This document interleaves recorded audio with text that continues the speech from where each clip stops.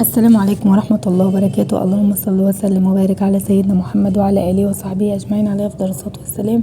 ازيكم عاملين ايه؟ يا رب تكونوا بخير وصحة وسعادة. قبل ما ابدأ الفيديو بتاع النهاردة ما تنسوش الاشتراك في القناة وتفعيل زر الجرس على كلمة الكل عشان يوصلكم مني كل جديد بقدمه. انا النهاردة هعمل جلاش باللحمة المفرومة. فكان عندي لحمة مفرومة، يعني كان عندي لحمة بس مش مفرومة، فانا طلعتها وفرمت منها شوية. انا حطيت هنا مكعبين 3 زبدة على شوية زيت وهسيبهم لما يسخنوا شوية، وهنزل باللحمة المفرومة اللي انا وريتها لكم اهي. يعني انا لما بجيب لحمة بحطها كلها، ولما بعوز اطلع منها هفرم مش هفرم هطبخها كده ماشي.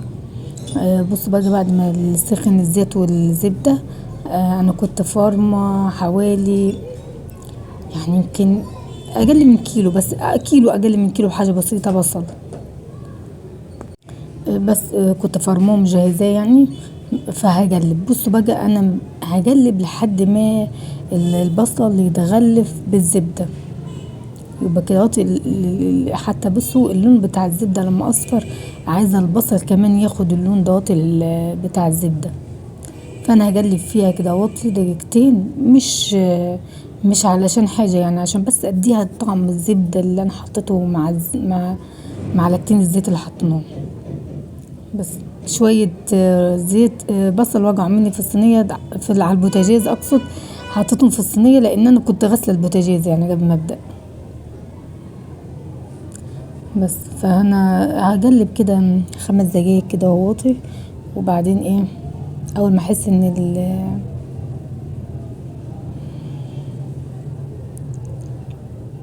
احس ان الزيت خلاص، البصل خلاص خد من المادة الدهنية اللي احنا حطيناها، هضيف بابريكا وهضيف ملح مبهر. كمان عايزه اقولك يعني ما تضيفيش ملح كتير، لان العصاج بتاع اللحمه المفرومه بتاع الجلاش اما يبان فيه الملح بسرعه يعني، فكوني حريصه ان الملح ما تزوديش فيه. هيبقى انا حطيت بابريكا، حطيت ملح مبهر، حطيت 7 بهارات، حطيت كمان الفلفل الاسود. بس برضو هفضل اقلب تاني البصل في التوابل لحد ما البصل برضو ايه ياخد من نكهة التوابل اللي احنا حطيناها. بس هفضل اقلب كده اهو لحد ما احس ان هي خلاص يعني كده. في ناس بقى تحط الزبدة وتروح مشوح اللحمة فيها وتنزل بالبصل. عايزه اقول لكم النتيجة واحدة في الاتنين يعني ديتي زي دي اللحمة المفرومة اهي، انا كنت فرماها وكانت وحطيتها شوية في التلاجة اهي. بصوا هنزل عليها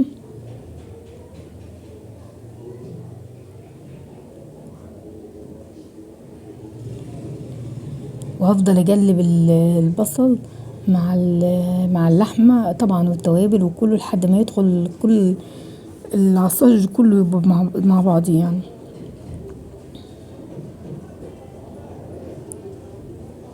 بصوا هتقلبيه كله مع بعضيه بحيث انك انت اللحمة تاخد من البصل من التوابل من كل الكلام اللي احنا حطيناه دواتي. وانا مش بضيف لها لا ميه ولا اي حاجه، انا بسيبها كده 5 دقايق لحد ما البصل بينزل الميه بتاعته. كمان عايزه اقولك انت لو عندك فلفل اخضر او فلفل الوان ضيفي، بس انا ما كانش عندي. يعني انا كنت اليوم دوتي عايزه اعمل غدا، هو كان يوم الخميس كنت عايزه اعمل الغدا وانا كنت يعني كنت هخليهم يوم ما كنت عامله المكرونه بشاميل. انا الصراحه كان في نيتي ان انا عايزه اعمل جلاش باللحمه المفرومه، بس لما قلت لهم قالوا لا نعمل مكرونه بشاميل، فقلت مش مشكله عملنا المكرونه بشاميل يوميها. وانا رحت برضو في دماغي ان انا هعمل جلاش باللحمه المفرومه. فكنت الكيس ده بتاع اللحمه كنت المفروض ان انا مقطعه على اساس ان انا هعمله مع خضار او كده طبيخ يعني وكده. فبعدين رحت قلت لا، طلعته وفرمته. انا هو بصوا كل العصاج دخل في بعضيه، اللحمه في البصل مع التوابل اللي احنا حطيناها كلها. وبسيب الصينيه زي ما قلت لكم، ولا بحط ميه ولا بضيف اي شوربه ولا حاجه. بس البصل بينزل ميته، لو انت حاطه فلفل بينزل. وكله بيطيب مع بعضيه. اول ما تلاقي الميه نشفت والعصاج كده ما فيهوش ميه، كده خلاص تطفي على العصاج. بس انا قلبته كويس جوه زي ما انتوا شايفين. وعندي عود قرفه هقسمه نصين كده اهو، شايفين مش بحب احطه صاحي. وهسيبه برضو ياخد من النكهه بتاعت القرفه اللي انا حاطه بتاعت العود. بس قلبتها كده شويه وهسيبها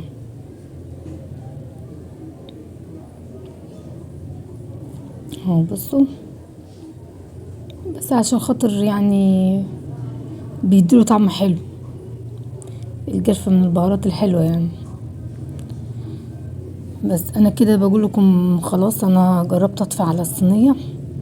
لقيت عندي كيس الصلصه دي، هو ده كان عندي يعني، ما انا مش شريتوش والله، كان عندي في التلاجة. فرحت قلت بس انا احطه يديها لون ويديها طعم، لان انا ما كانش فيه يعني فلفل ولا كده. لكن انت عايزه تستغني عن يعني خطوه ان انت تحط صلصه، تمام، مفيش مشاكل استغنى عنها. لكن هي ده بتدي برضو طعم، يعني بالاضافه ان هي بتدي لون، كمان بتدي طعم حلو للاكل يعني كده. بس انا هفضل هسيبها بقى خلاص.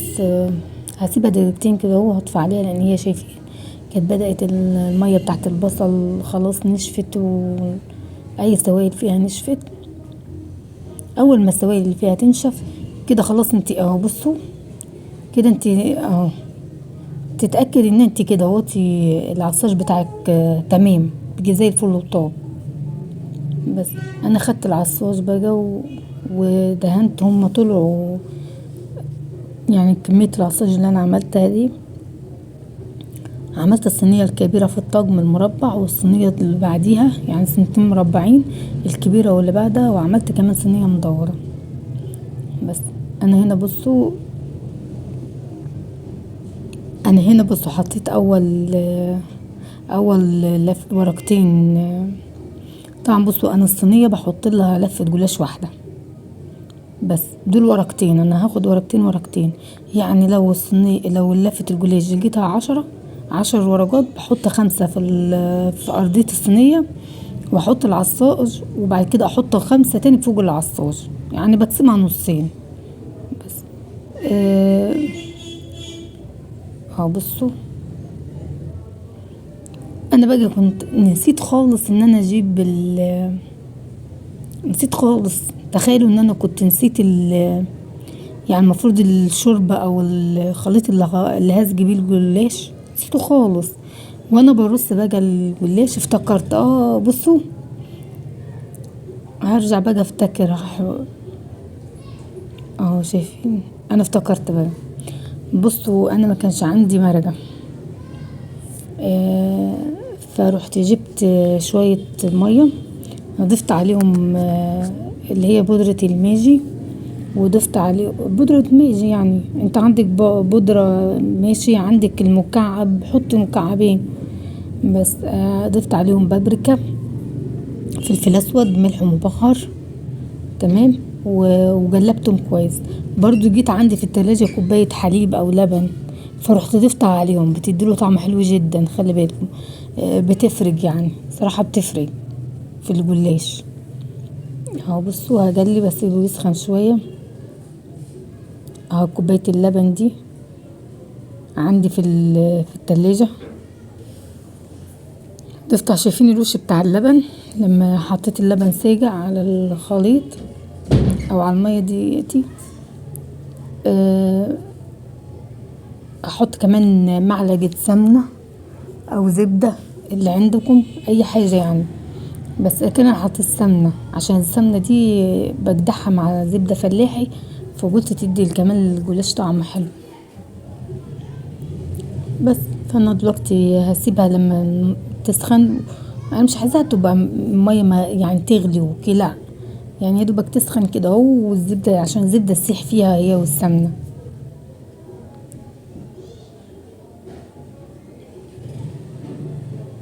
ممكن كمان تعمل الحركه دي لو انتي غاليه الكاتل يعني، لو الكاتل بتاع الشاي فيه ميه تاخدي منه وتحطي الخطوه دي اهو. بصوا بقى انا هرجع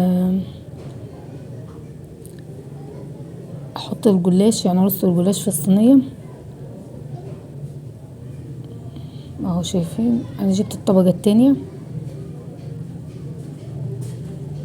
انا عايزه بقى، لا انا عايزه، شايفين الجنب ده اللي فيه الطبقه الكبيره، انا عايزه بقى اعمل عكس بقى، احط في الجنب ده الطبقه الزغنطوطه واخلي خفيفه او صغيره، واحط في الجنب التاني الطبقه اللي هي تبقى ايه كبيره شويه، يعني بحيث ان تبقى الصينيه متوازنه. الجنب ده هو اللي اخد كتير، يبقى ارجع للجنب التاني، جنب كده وجنب كده كمان. بصوا قدر المفروض الخليط اللي هنسقي بيه الجلاش كل كام ورقة كده اهو برش شوية. على فكرة بيبقى الجلاش اخف من احنا نرش بقى سمنة، اصل هو جلاش مش حلو يعني، هو ده حادق فبيبقى اخف، لكن هنقعد نرش كل شوية بين طبقة وطبقة مادة دهنية ما بتبقاش حلوة.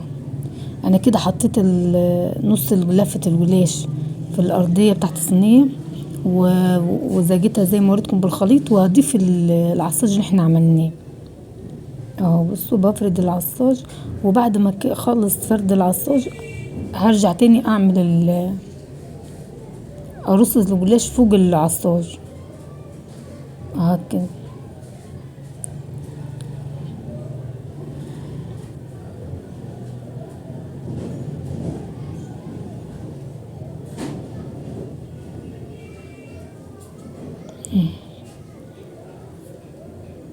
الجلاش من الاكلات، الجلاش باللحمه المفرومه من الاكلات المحببه جدا يعني، وبتبقى كمان اي عزومه بتلاقي فيها الصينيه ديت، صينيه الجلاش من الحاجات اللي بتبقى شيك كده على صينيه على السفره، اقصد في العزومات وكده اهو.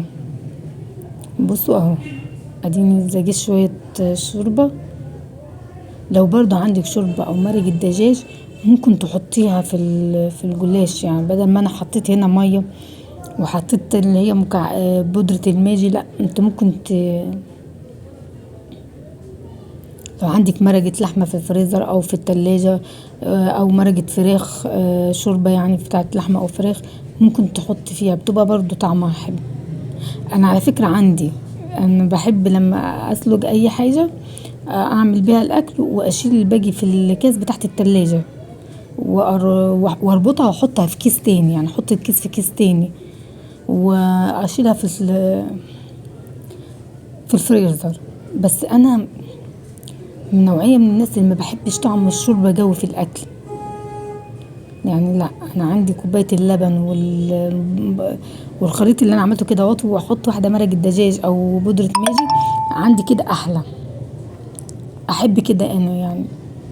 لكن طعم الشوربة في الاكل يعني، حتى انتم ممكن تلاحظين امام معاكم الرز كذا مرة ما بفكرش ابدا ان انا اطش الرز بشوربة او بمرقة. بصوا بقى انا هقطع الجلاش، طبعا كلنا عارفين ان احنا لازم نقطع الجلاش قبل ما يطيب. الصينية دي عشان مربعات انا هقطعها برضو ايه مربعات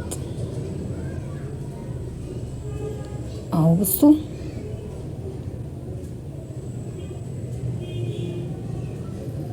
السكاكين عندي مش مسننة خالص، بحس ان مش بقطع جلاش، لا ده السكاكين مش مسننة فتعبين يعني في التقطيع. بس احنا كده خلصت اول صينية، جبت الصينية التانية دي من المدورة.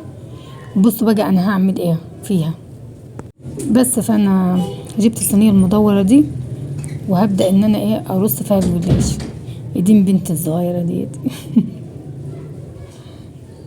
بصوا الجلاش عامة من لفة الجلاش اللي من تحت بتبقى فيها الورقة اللي هي بتبقى في اخر اللفة، بتبقى هي ايه، مقطعة شوية ومكسرة عادي ومش هيبان ولا اي حاجة. بس يعني انا بحب اجيبها من تحت واحطها في نص الصينية كده اهو. اهو بصوا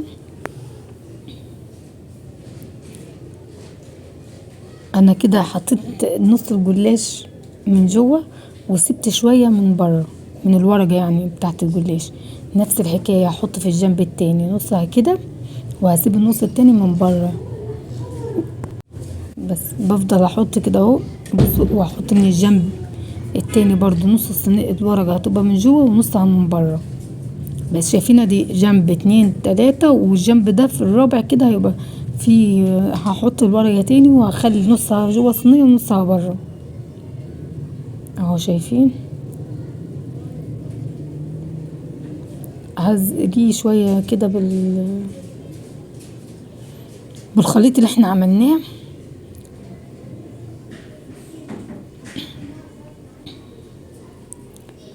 بس وهبدأ بقى احط دي الورقة اللي قلت لكم عليها اللي كانت بتبقى اخر ورقة في اللفة بتاعت الجلاش، تبقى مقطع شوية كده وتبقى حتى الاطراف بتاعتها ناشفة شوية. بس حطيتهم كده في قلب الصينية اهو. بصوا اهو في قلب الصينية وهنزل بقى ايه بالعصاج بتاع اللحمة زي ما انتوا شايفين كده اهو. هتوزع اللحمة اهو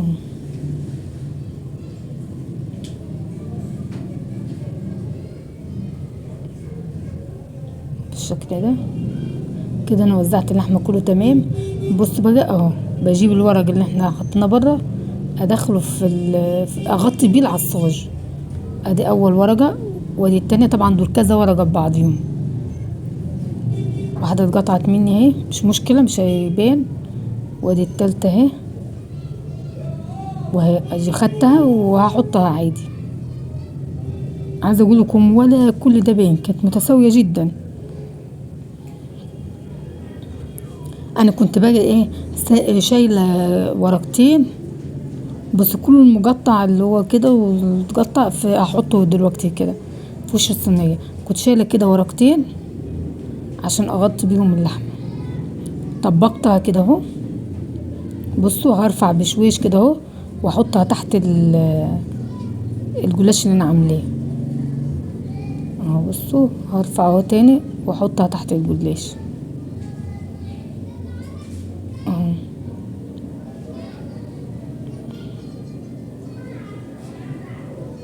اهو بصوا دي بقى هقطعها مثلثات، هقطعها كده بالطول نصين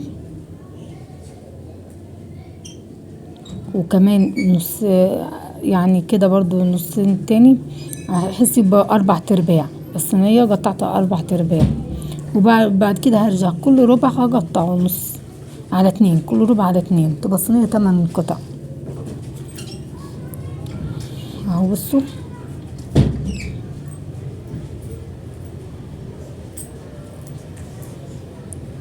انا عملت معاكم الصينيتين اللي هي المربع والمدورة وديت اللي انا شغالة فيها. وهعمل انا برضو الصينية اللي هي الكبيرة في الطقم بتاع الصواني، بس الصينية الكبيرة خالص دي اللي في الطقم صواني المربع لان صينية كبيرة خالص. عملتها اخدت لفة ونص جلاش. لو هتعمليها بلفة واحدة هتبقى خفيفة، لا دي في لفة ونص جلاش. انا جبت بيضتين كسرتهم. بصي بقى الافضل بقى ان انت تحطي البيضتين في طبق وتربيهم كويس بشويه فلفل. انا حاطه ملح طبعا مظبطه الملح بتاع الخليط ده اللي عندي. فشايفين الخليط لونه كمان فاتح شويه من الابيض شويه من كوبايه اللبن او الحليب اللي احنا ضفناه. هحط كمان حبه فلفل اسود. يعني الافضل ان انت في طبق تربي البيضتين كويس بشويه ملح وفلفل اسود او بفلفل اسود لو انت مظبطه الملح بتاع الخليط دوتي يبقى كفايه عليكي فلفل اسود عشان ما يحدكش معاكي. الجلاش ما بيحبش الملح كتير لان الملح بيظهر فيه الصراحه، فالافضل انت تقلليه، يا تظبطيه يا تعمليه اقل شويه. في ناس على فكره ما بتحبش تاكل يعني الاكل يبقى مظبوط خالص، لا عايزه الملح يبقى خفيف سنه. انا كده عملت الصينيه التالتة، بس زي ما قلت لكم الصينيه التالتة كانت كبيره، فحطيت لها لفه ونص جلاش مش لفه واحده، لكن الصواني دي صغيره فكانت لفه واحده بس جلاش كويسه. زيتها بصوا انا حتى يعني لو انت بقى مش عارفه المعيار كويس، كل صينيه اخدت مج، عارفه المج اللي هو بتاع الشاي ده، تمليه من الخليط ده وتحطيه في الصينيه، تسقي بيه الصينيه. بس اهم حاجه ان انت الجوانب الاطراف والجوانب دي كلها من ناحيه الصينيه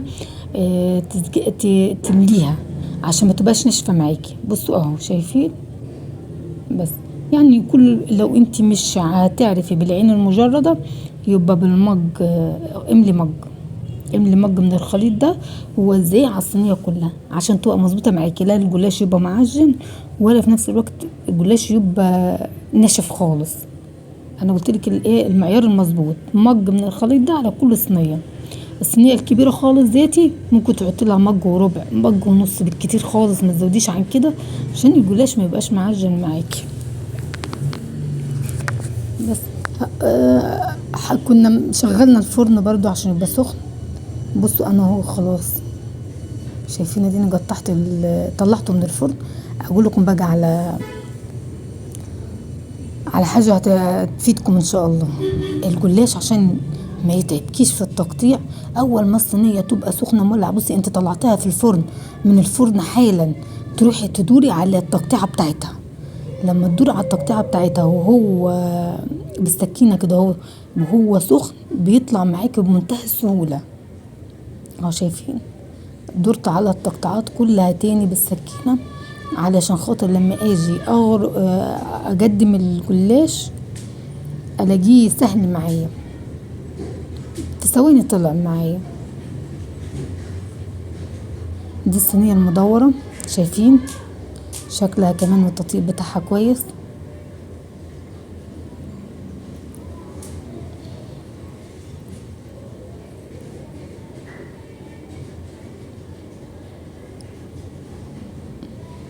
وده انا كنت مطيباها في فرن البوتاجاز مش الفرن الكهرباء، يعني فرن الكهرباء برضو بيطيب حلو، بس انا ما شغلتوش يعني، كنت هحطه في فرن البوتاجاز علشان احطهم يعني التلاتة مرة واحدة واخلصهم. بصوا انا بقول لكم ان انا قطعت الصينيه دي برضو، الصينيه التانية المربع وهي سخنه، انا لسه مطلعه من الفرن حالا. بصوا اهو بدور على التقطيعه تاني، لازم تدور على التقطيعه تاني عشان يبقى سهل معاكي ما يعذبكيش وانت بتطلعيه من الصينيه. ده بيسهل معايا خالص ان انا اطلع من الصينيه.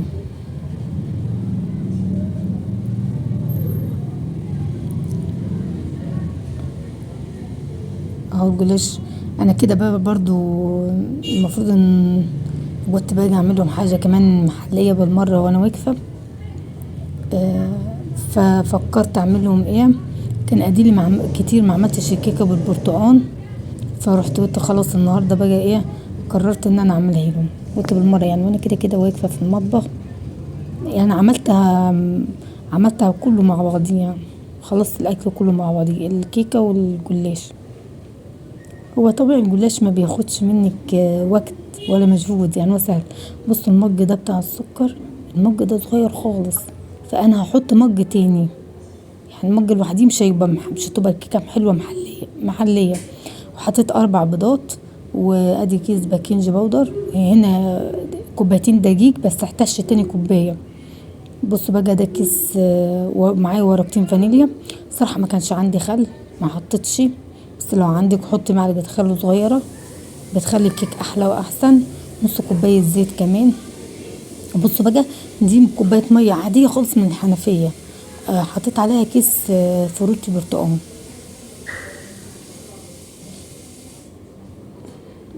كمان مره تاني ان شاء الله هعملها معاكم بالماريندا برتقال، بتبقى طعمها احلى كمان، وانتوا عارفين بتبقى مخليها هشه اكتر من كده.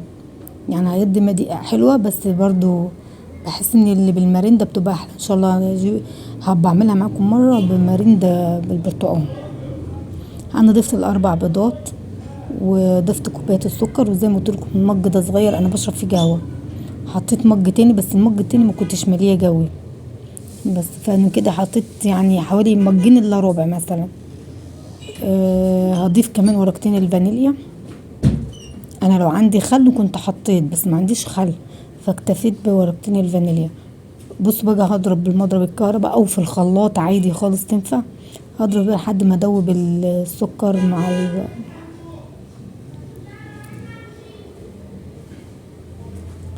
بصوا هفضل اضرب كده حوالي 5 دقايق كده اهو بالمضرب. بعد كده هضيف الزيت. الطبق الحله البلاستيك دي ولا الطبق البلاستيك اتحرك كب شويه من العصير الفروتي ده. ادي كوبايه العصير الفروتي اللي احنا عملناها مع بعض. شايفين اللون بقى؟ بتخلي الكيكه حتى لونها كده حلو اهو.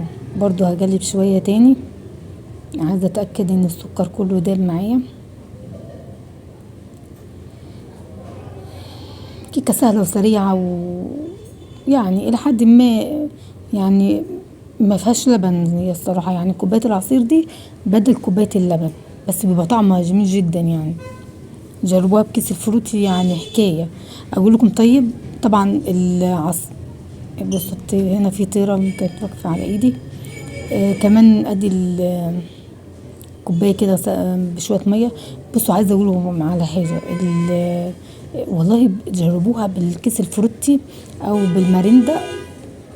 بالنسبه لي بحس ان طعمها احلى من البرتقال الطبيعي، وطبعا الطبيعي افيد وصحي اكتر. بصوا كده انا خلاص الخليط جاهز. شايفين ضربته لحد ما لونه كده غير شويه. هنزل بقى بكوبايتين الدقيق والباكنج باودر. وزي ما قلت لكم الكيكه عشان تبقى حلوه وناجحه معاكم جربوها في اتجاه واحد، مش زي ما احنا بنقلب مثلا اكل ولا كده. لا، الكيكه عشان تبقى حلوه قلبوا في اتجاه واحد. انا حطيت كمان مج تاني اهو، شايفين حطيت شويه وهضيف شويه تاني بقيه المج. بس هو المج التالت ده اللي حطيته ما كانش مليان زي الاتنين الاولانيين. كده خلاص انا الخليط كده اهو عايزاه يعني بالسم كده كده كويس. ما تزوديش في الدقيق علشان ما تبقاش الكيكه كابسه معاكي كده اهو. لا، انا عايزه الكيكه تبقى طريه وهشه كده. انا دهنتها بمعلقه بشويه زيت، شويه زيت شويه سمن، بس انا هنا كنت دهنها صراحه بزيت. انت عندي عايزه تدهنيها بسمن وما فيش مشاكل. بصي اهو نزلت الخليط كله في الصينيه. عايزه اقول لكم الكيكه طلعت مرتفعه جدا وهشه ولون وريحه وطعم رهيب اهو. بصوا انا نزلت الخليط كده اهو وهخبطه خبطتين عشان اطلع الهواء اللي فيه، وكمان عشان الصينيه تبقى متساويه اهو. بصوا مرتفعه ما شاء الله ازاي. كيكه كانت جميله جدا. جربوها ان شاء الله هتعجبكم يا رب الطريقه باذن الله. وبرضو هعمل معكم مره بالماريندا، وعشان تشوفوا الفرق تشوفوا برضو اقصد نفس الكيكه هتبقى طالعه ازاي. هحاول ان انا اطلع سخنه خالص، بس هم طبعا كانوا جعانين وعايزين يتغدوا، فقلت لهم طب ثواني بس ان انا التقديمه الاخيره في الفيديو بس اهو. بصوا البخار بتاع الكيكه بص طالع ازاي على الكاميرا بتاعت الموبايل اهو. بطلعها وارص في الطبق الصيني. يعني انا بعد ما اتغدينا حطيتها لهم على السفره. اوريكم شايفين الارضيه بتاعتها الصينيه الكيكه من ورا طيبه ازاي. بحيث انهم ممكن كلوها ماشي، ما كلوهاش النهارده ممكن يوم الجمعه كوبايه لبن شاي بحليب، او اللي عايز لبن او حليب لوحدي من غير الشاي وياخد معاه خرطتين كيكه. وبرده تبقي ارتحت بقى من هنفطر بيه الصبح. بس فانا هاملة الطبق وهسيبه بعد ما ناكل وهحطه على السفرة. يعني بعد ما نتغدى وننضف السفرة ونفرش المفرش بتاعها هحط الطبق كده على السفرة